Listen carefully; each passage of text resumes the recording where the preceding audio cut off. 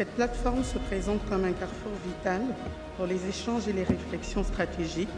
jouant un rôle prépondérant dans l'avancement économique de notre région. Je profite de cette occasion pour exprimer ma gratitude envers chacun de vous, dont la présence souligne l'importance de cet événement majeur. Nos efforts sont dirigés vers un objectif commun, la gestion optimale des entreprises publiques et des participations étatiques dans des secteurs vitaux pour notre économie.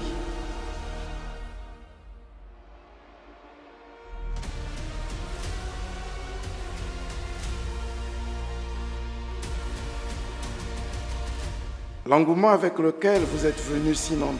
avec une diversité remarquable de nationalités, est un honneur pour le peuple congolais et le gouvernement que je conduis et reflète la manifestation d'une volonté commune à tous les pays ici présents, ainsi que la volonté de nos partenaires de faire de la bonne marche du portefeuille public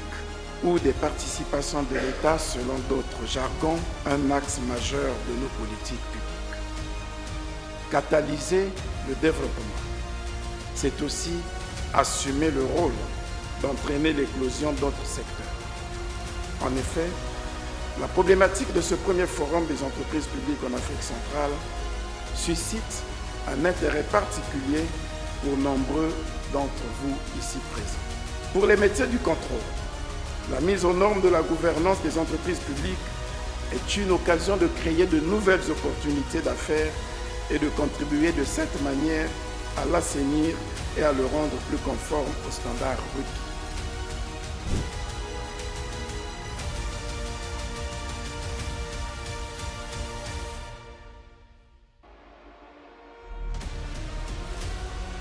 Concertation collégiale, pédagogie collective, échange d'expériences, voilà les mots qui me viennent à l'esprit pour qualifier l'ambiance qui a prévalu au cours des 3 journées que nous venons de passer ensemble. Le premier FEPAC a donc été l'occasion de revisiter les pratiques dans nos pays respectifs au sujet de la gestion de leur portefeuille public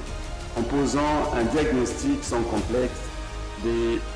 cadres législatifs, institutionnels et organisationnels ainsi que financiers afin d'en dégager les faiblesses et les opportunités et menaces à la manière d'une véritable analyse. Cette liste non exhaustive des items abordés au cours de ce forum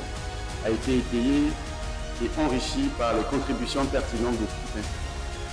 À ce propos, je voudrais particulièrement remercier les contributions des représentants des pays suivants, le Royaume du Maroc, la République démocratique du Congo,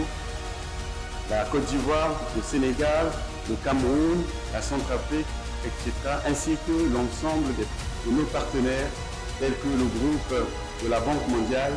avec lesquels nous avons préparé et organisé ce séminaire.